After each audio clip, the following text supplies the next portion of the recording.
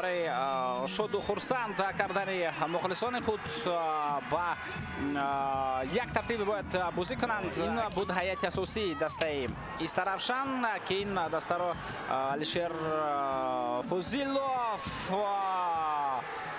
بازیگران اومد. باز غیر از او مزوکالی بانتو، دویکوری عبدالله، نجی ابوکا. امکانیت برای ضربه زنی، ضربه اجرا میشد و دروازه‌بان خیلی خوب این وضعیت را برطرف میکنند. یک کوشش دیگر، پس باقی برای ضربه زنی، ضربه اجرا میشود و توپ بالاتر از دروازه از میدان بیرون میرود. سعید بزرگ پس باقی باز اونجا ارسال به داخل جریمه گل و جهانگیر ارگاشف با توپ.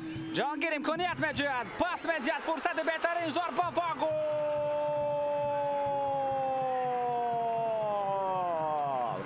در این حمله همه کار را جهانگیر ارگاشف کرد. دوستان ارجمند، تاجیکستان در سال 2024 می توانیم مشاهده کنیم که چگونه اینجا رقیب را مثال بعد داخل جریمه گاه ضربه و در حال دو نفر به نزدیک آمدند تا توپ را بگیرند.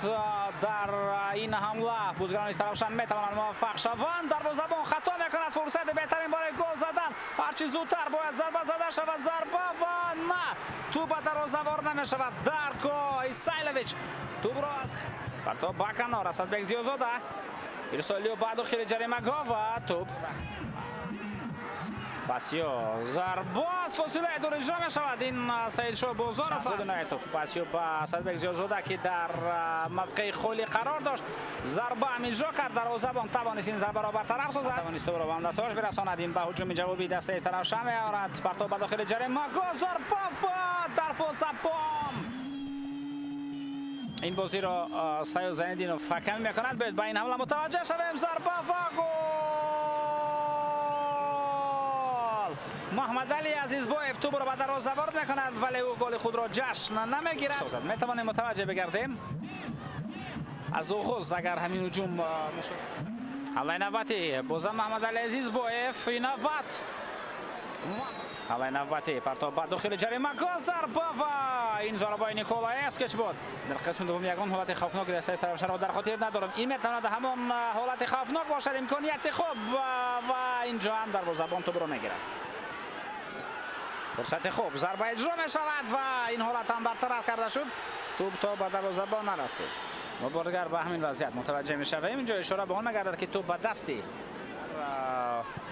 اخیری بازی در بازی دور 15 و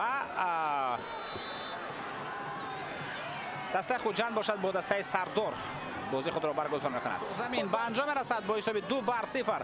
این بازی جنباز کردید محمد علی عزیزبایف و همچنین عبدالجلیل منظرف در این دیدار گل زدن. خوجند شهر خوجند پیروزی نبردی خود را به دست می‌آورد. این زمان این دسته 18 خال دارد و با دسته روشن شهر کلوب شماره خالای خود را برابر می‌کند.